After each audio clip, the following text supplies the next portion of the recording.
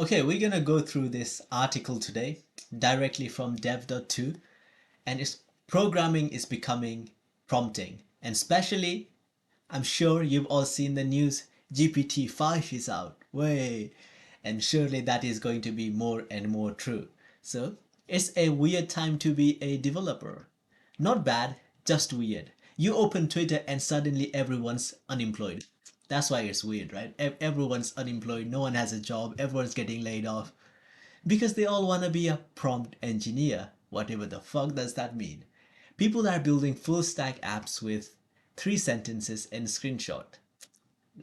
This is talking too much. This is too realistic about my own job. I don't know if I can go any further. So job posts ask for experience with long chain before they ask about JavaScript. And you're like, wait, do I even need to code anymore? See, I predicted the sentence, what was going to come after. They're all unemployed. They don't know how to code anymore. That's why programming is becoming prompting. Because everyone who's prompts at home. So prompting is the new programming apparently. Back in 2020, if you ask someone prompting, I'll assume they were talking about CLI flags or asking a user for input. Now it means writing perfect sentence to coax GPT into generating an entire microservice with error handling, tests, and documentation. I feel like instead of if you want to be a programmer, now you should just do English, become a journalist, not journalist like whatever they study, right? About language. Because that's all you need now. Not the coding language, but the real English language. And let's be real, it's kind of amazing. I've used prompts to scaffold code bases, generate test cases, refactor legacy nightmares, and even write bash scripts. I don't feel like Googling. It works and it saves time and it's fun.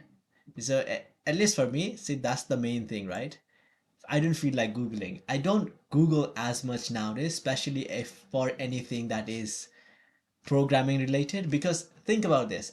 I Google something, I spend 30 seconds trying to find the answer. I ask GPT, it gives me the same answer in 2 seconds. So why waste that time if it's going to be there? Just ask GPT, right? But it's also a little strange because when you start writing prompts instead of functions, you stop flexing those problem solving muscles that got you into programming in the first place. Are we still devs or just API wrangle? Well, whatever that's called, right? See, the way I see it right now, right? Whatever this means, I think it's just trying to make a catchy title or whatever. But we're all gonna be debuggers. That's what it's gonna come down to essentially. So AI is going to write all our code, but it's gonna be so messy that we're just going to debug it. That's what the future is going to be. So something changed, and lately, let me read that again. So something's changed over the last couple of years, and I'm not talking about the layoffs, though we definitely felt those too. The vibe of being dev has shifted. No one wants to be a dev anymore, right? It was the most sought after career that everyone wanted to be. And now no one wants to be just a developer. They might want to be a developer with some additional stuff, but just being a developer, that is out of fashion. It's gone. It's not trendy anymore. Um, Suddenly, it's less crafting software and more assembling outputs from models and APIs. You write a bit of glue code, prompt an LLM for a function, copy paste some Stack Overflow answers into ChatGPT to clean it up, ship it, and move on. Is this bad? Not necessarily. Tools evolve, abstraction stack. No one codes in assembly anymore unless you're very, very cool or cursed. Yep. See, that's the thing. This is the point we were going to reach eventually anyway, because the whole point is if you want to make bigger and better things, you can't always be tied by the coding assembly. Like we started with hardware, right? People have to manually change the switch when they wanted to do something. Now you just write some text on the screen, and for now it's a code text, but soon it is going to be a natural language. Nothing bad with that. That's what that says. But something feels different. I don't get the same joy writing a bulletproof prompt that generates a Stripe webhook handler as I did just writing it myself. I miss Zoning out of VS Code, I miss reading the docs. I miss thinking through edge cases in my head. Now I just ask the AI to handle edge cases and hope it understands what I meant. And coding, I feel like a lot of things, after a point, it becomes so easy that it becomes kind of like just a hobby that you do to make it hard. When you do it without the AI, it's a hobby, right? That's what it's gonna be. Why it's still worth learning to code. Here's the thing, prompting is powerful, but it's not magic. And the moment something breaks or needs to scale or has a weird race condition, you will need to actually understand what's going under the hood. Knowing how to code is still a superpower. The prompt is just a shortcut. Yeah? But the thing is, the way these articles always make it is like, oh, you still need to know to code, and you can use AI to do the things. But I think it should be the other way around, that you don't need to actually learn how to code. You need to be so good at problem solving and understanding the problem that you need to solve, and be able to almost like visualize it in a coding way, like step by step way. If you can do that, I think GPT will get you there 80-90% of the time, all right, for most of the things.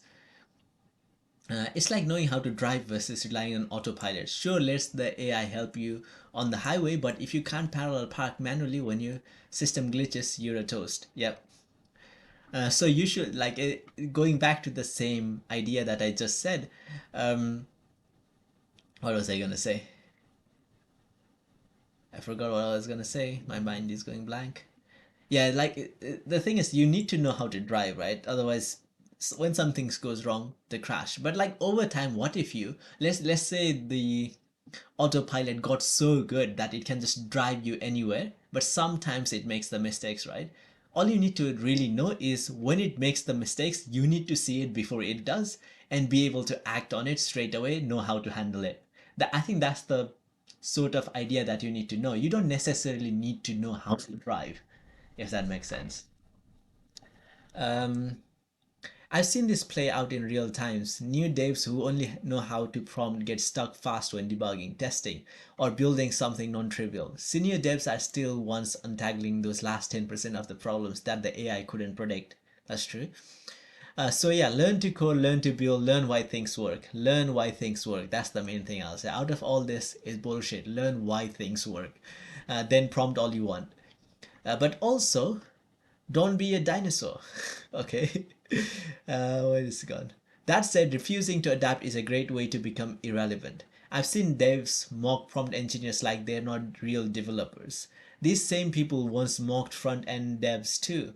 And before that, mocked people who used Rails generators. And before that, mocked people who didn't write in C. See the pattern? Prompting is programming, now just a new flavor. It's part of the toolkit. Ignoring it means ignoring a really powerful abstraction layer that can make you more efficient, creative, and productive. The key isn't to pick a side. The key is to know when to use the AI and when to be the AI. When to be the AI. So what's lost? Creativity, maybe. Yep. When we let the AI write our code, our job becomes editing instead of inventing, curating instead of crafting. It's like going from painting to photo editing. Still art, still, but something different. Something different. I thought it was gonna go down the route of like, oh, photo editing is not real art or something. Trust me, it's actually difficult when you try it. It's like it's equally skill based. We risk losing a joy of building from scratch, the tiny design decisions that add up to big differences, the unique fingerprints you leave in your code. When you everything starts to look like GPT output, all apps start to feel the same. And hey, maybe that's fine for CRUD stuff, but the best software stuff that feels different usually comes from human weirdness, not robotic predictability. See, when like another thing is when we read these articles, because it's on dev.to, it's from a developer perspective. But is your company going to care at all what your code looks like? It's not. It's going to want results, and it's going to want it soon, and it wants to make money. That's all it is. As long as you can do those things without breaking everything, that's all they care about, right? From a programming perspective, it's like, oh, I want a little bit of a challenge. I want a little bit of a thinking. I just don't want to type stuff, right? But your company doesn't care. And over time, just to be relevant, you're gonna have to feel like a robot yourself. Like you're gonna have to not have these human weirdness or robot and I don't know, whatever. Closing the real talk. Prompting is here. Programming will never go back to the way it was. The line that programmer and AI wrangler is officially blurred. If all you do is prompt, you'll miss the soul of building. So keep learning to code. Don't just learn to prompt. Use AI, but don't let it erase your curiosity. Ask why, not just how. And remember, even as the world shifts, creativity comes from the mind behind the prompt, not just the box it's typed into. Feeling the same about the prompt shift? Is your blah blah blah. Okay. And yeah, that is all the talk. I hope you liked it. And yeah, prompting is a thing that is going to keep going on. Vibe coding is a thing that's going to keep going on. I know people in a job who are not developers ship full features using code, using GPT or whatever AI models they're using. And do you know what the company do? Maybe it's so people who are not devs are building features that devs should be building, and company is using them. What's gonna happen to the devs? Now the devs are just focusing on the important stuff, and someone else outside of the company or outside of this developer group is building all the things, and all the developers are just becoming debuggers again. As I said, this is happening. This is real time. I've seen it. So yeah, so I don't know. I think as developers, we need to find ways to grow and to learn to use AI ourselves. And that is all I have to say. I'll see you whenever.